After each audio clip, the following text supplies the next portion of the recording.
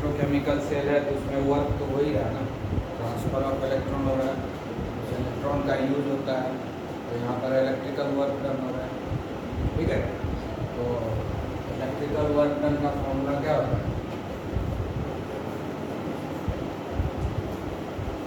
Electrical work done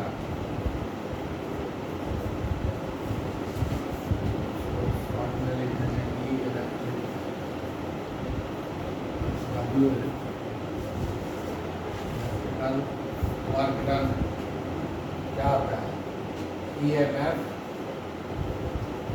electromotive force into charge. कितने charge electromotive force है, कितने charge को ट्रांसफ़र किया है ना, ट्रांसफरेंस ऑफ इलेक्ट्रॉन मतलब ट्रांसफरेंस ऑफ चार्ज हुआ, तो कितना इलेक्ट्रॉन को ट्रांसफ़र किया उसी पर है। और हर इलेक्ट्रॉन का जो चार्ज फिक्स है तो ट्रांसफर ऑफ चार्ज हुआ ना। नॉर्मल वर्क डन क्या होता है? Force into displacement. यहाँ पर तो डिस्प्लेसमेंट नहीं लेना है, ठीक है ना। यहाँ पर क्या होता है? चार्ज को कैरी करने में वर्क डन करना होता है। जितना ज़्यादा चार्ज को कैरी करेंगे उतना वर्क डन होता है। वो चार्ज को कैरी करने के लिए कितना फोर्स लगता है? फोर्स तो यहाँ EMF है, उसका नाम क्या है? Electromotive force. इलेक्ट्रोमोटिव फोर्स यही फोर्स है जो कि चार्ज को एक टर्मिनल से दूसरे टर्मिनल तक पहुँचाता है, ठीक है ना। तो फोर्स हो गया और डिस्प्लेसमेंट के जगह पर चार्ज, ठीक है। तो इस EMF को हम लोग क्या लिखेंगे? ई सेल लिख देंगे इनटू चार्ज, ठीक है। तो चार्ज को तो Q से डिनोट करते हैं। हाँ, अब है ये हम लोग पर मोल कैलकुलेशन करते हैं वर्क डन, है ना। पर मोल एनर्जी, पर मोल वर्क डन। तो एक मोल चार्ज कितना होता है देखते हैं पहले। तो 1 इलेक्ट्रॉन का चार्ज कितना होता है? 1 इलेक्ट्रॉन चार्ज ऑन 1 इलेक्ट्रॉन कितना होता है? 1.6 चार्ज ऑन 1 इलेक्ट्रॉन, ठीक है। 1.6 इंटू 10⁻⁻19 कूलम, ठीक है। therefore charge on 6.0 into 10⁻23 electron. क्या हो जाएगा? 6.0 into 10⁻23 into 1.6 10⁻⁻19 कूलम। ये जो होता है 96,487 कूलम होता है। इसी को हम लोग 96,500 कूलम बोलते हैं। समझ गए? मीन्स क्या हो गया? ये चार्ज ऑन 1 मोल है, चार्ज ऑन 1 मोल कितना होता है? 96,500, ठीक है। और इस 96,500 को हम लोग लिखते हैं 1F, 1 फैराडे। जब फैराडे लॉ पढ़ेंगे तब बताएंगे, ठीक है। ये बात सुनना है। इसी को बोलते हैं 1 फैराडे। 96,500 कूलम को हम लोग 1 फैराडे, ठीक है ना। ठीक है, अब हो जाएगा चार्ज ऑन n मोल। कितना मोल खर्च हो रहा है हमको मालूम नहीं है।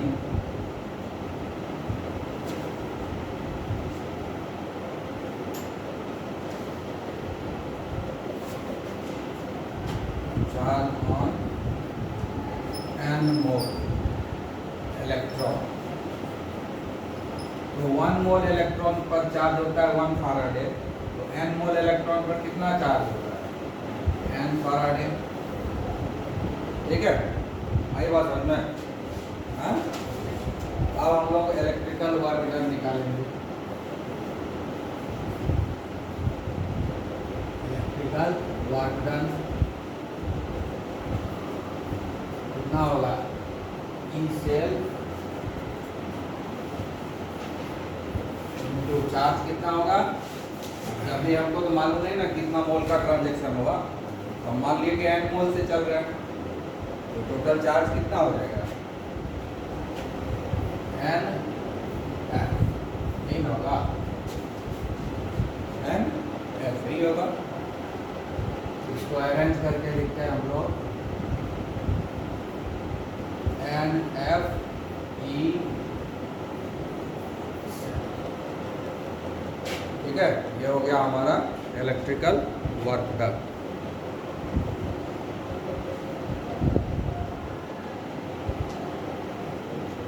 समझ गया?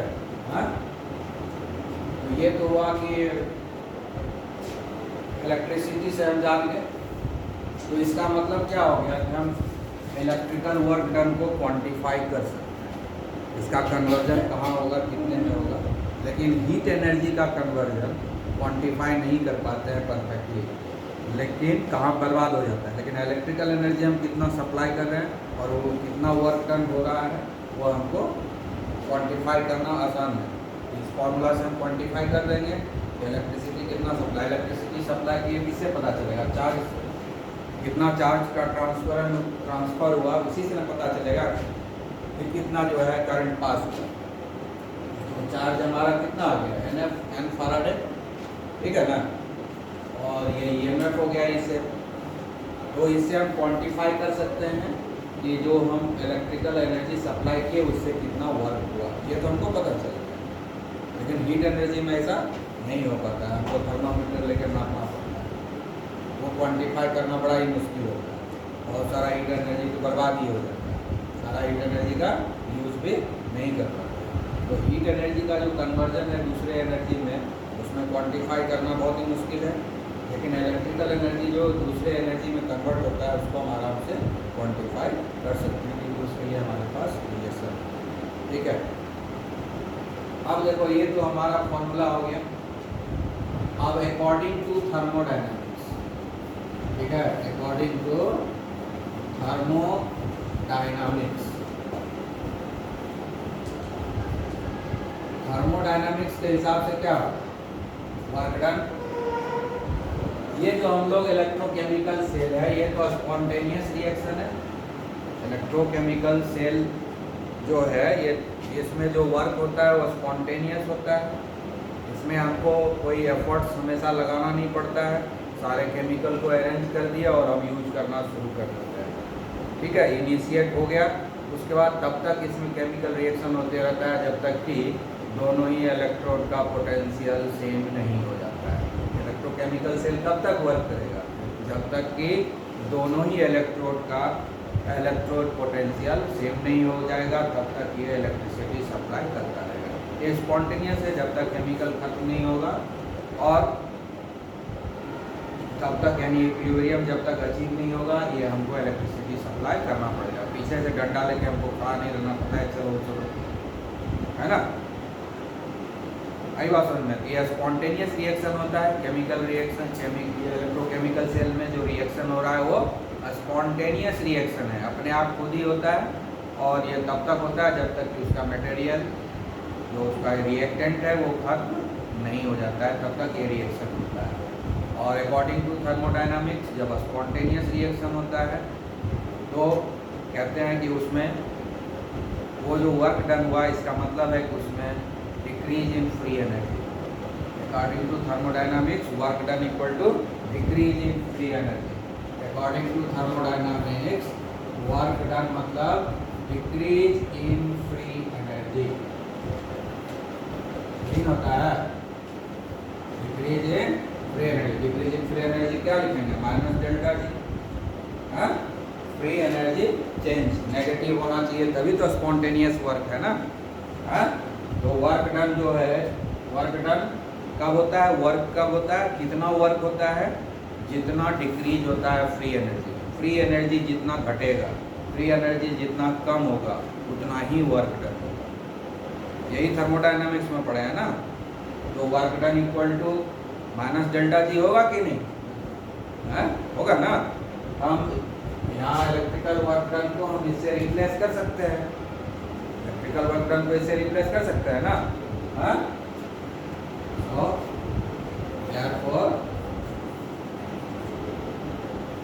Minus delta G equal to n F E cell, ठीक है, और delta G equal to minus N F E cell होगा। डेल्टा जी नेगेटिव होगा अभी तो मैक्सिमम वर्क डन होगा, अभी तो वर्क स्पॉन्टेनियस होगा, और ये डेल्टा जी नेगेटिव कब होगा? जब ई सेल पॉजिटिव होगा, EMF of the cell positive होगा। आई बात समझ में? ईएमएफ ऑफ द सेल अगर पॉजिटिव नेगेटिव हो जाए, ये नेगेटिव नेगेटिव पॉजिटिव हो जाएगा तो नॉन स्पॉन्टेनियस हो जाएगा। तो इस इक्वेशन से हमको क्या पता चल रहा है? ईएमएफ हमेशा पॉजिटिव होना चाहिए, तभी डेल्टा जी नेगेटिव होगा, क्योंकि यहाँ माइनस है, ये तो नेगेटिव होता नहीं है, ये ना होगा। ई सेल जो है, ईएमएफ ऑफ द सेल जो है वो नेगेटिव होगा या पॉजिटिव होगा? ईएमएफ ऑफ द सेल अगर पॉजिटिव है तो डेल्टा जी नेगेटिव होगा, इसका मतलब इलेक्ट्रोकेमिकल सेल जो है वो स्पॉन्टेनियस होगा। आई बात समझ में? ये रिलेशन पता चल गया और न्यूमेरिकल में हेल्प करेगा। अगर ई सेल दिया हुआ है तो डेल्टा जी निकाल सकते हो, डेल्टा जी दिया हुआ है तो ई सेल निकाल सकते हो, ईएमएफ ऑफ द सेल निकाल सकते हो अगर एंजिन फ्री एनर्जी दिया हुआ है। ये तुम्हारा ये न्यूमेरिकल के लिए रिलेशनशिप हो गया, ठीक है? आया समझ में? ठीक है, ये हो गया। और अगर स्टैंडर्ड कंडीशन में लिखेंगे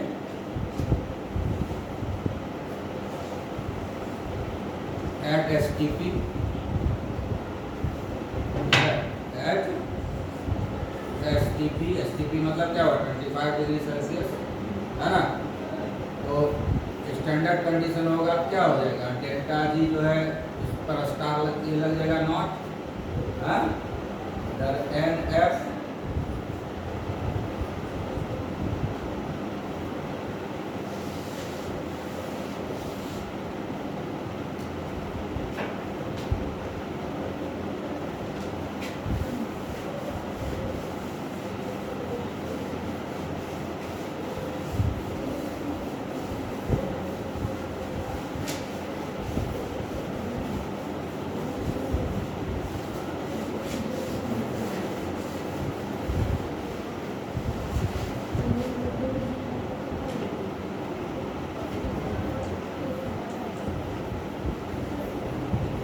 स्टैंडर्ड कंडीशन मीन्स क्या हो गया? At 25 degree Celsius, at 25 degree Celsius क्या लिखते हैं उसको? डेल्टा जी नॉट हो जाएगा, डेल्टा जी जीरो रहेगा और डेल्टा जी नॉट हो जाएगा।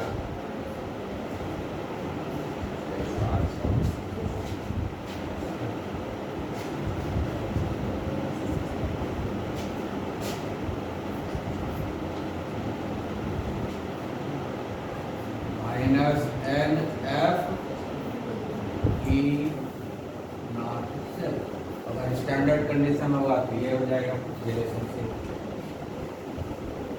ठीक है? आया समझ में? हाँ?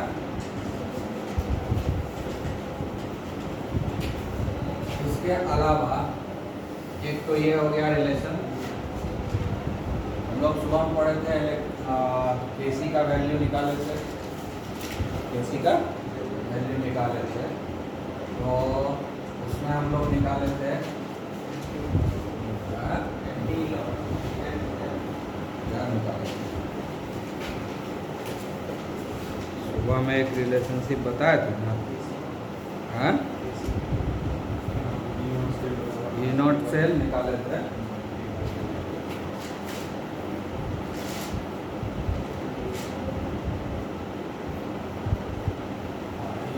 सेल इक्वल टू क्या निकाले थे?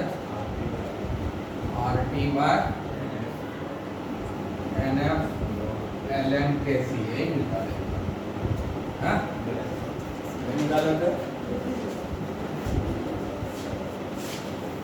इसको हम लोग अब देखो, ये एन एफ को इधर, अब जो है एन एफ को उठा के इधर ले, तो क्या हो जाएगा? एन एफ ई नॉट से हो जाएगा equal to R T L N K C, होगा कि नहीं?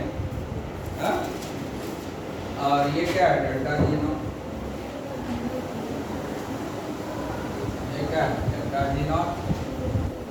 तो डेल्टा जी नॉट का दूसरा फॉर्मूला में मिल गया हमको are T L N K C, delta G not equal to 2.303 R T log सी।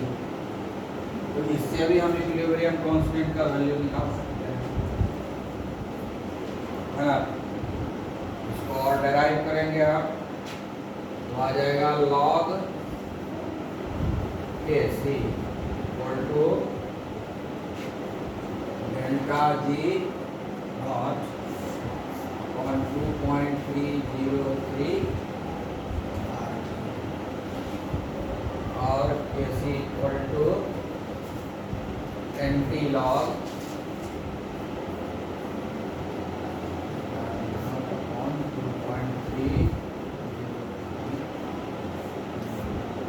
से भी हम कैसे निकाल सकते हैं?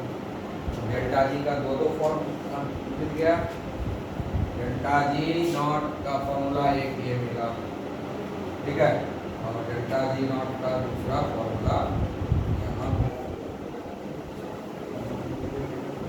है, कौन सा?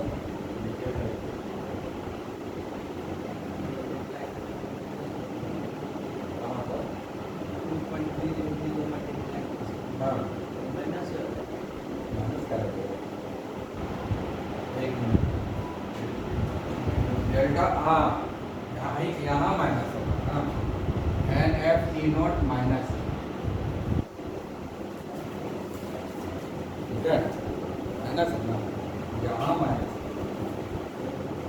ये माइनस हो जाएगा, ठीक है। तो इधर हम माइनस ले लेते हैं, इधर लिखेंगे अच्छा नहीं लगेगा, हाँ इधर माइनस हो जाएगा, ठीक है, उधर माइनस होगा तो यहाँ माइनस हो जाएगा, तो फिर यहाँ पर माइनस देना पड़ेगा, समझिए, हाँ क्लियर?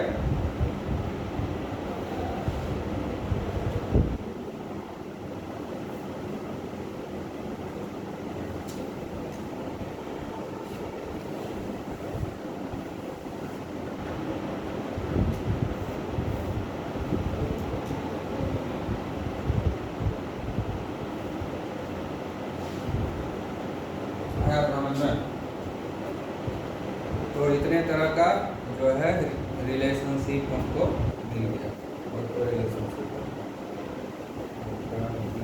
Minus R T